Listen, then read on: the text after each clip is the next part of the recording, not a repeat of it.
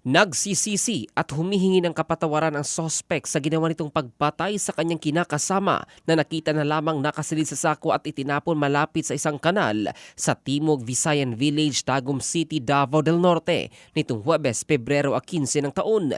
Kinilala ang sospek na si Winnie Bailon, 48 taong gulang at residente ng RTO Apocon, Tagum City, habang ang biktima ay ang kinakasama nitong si Jeneline Zamora, 53 taong gulang. Ayon kay Bailon, noong gabi ng Pebrero 10, nagkaroon sila ng pagtatalo tungkol sa kanilang ari-arian kung saan pinamukha umano sa kanya na wala siyang naitulong sa mga naipundar hanggang sa kanyang tinuluyan. Dahil sa takot ay inilagay niya ang katawan ng biktima sa sako, saka isinakay sa motorsiklo at itinapon sa nasabing lugar malapit sa kanal kung saan natagpuan ang bangkay ni Jeneline.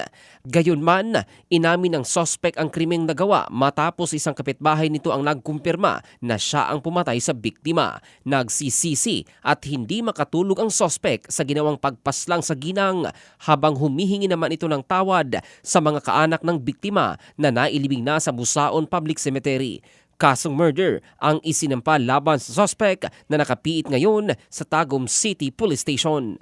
Ang balitang ito ay hatid ng DriveMax Adult Herbal Capsule para sa lalaking laging umaangat. Ito si Jovel Candado in the heart of changing lives ng Brigada News Philippines, the Music and News Authority.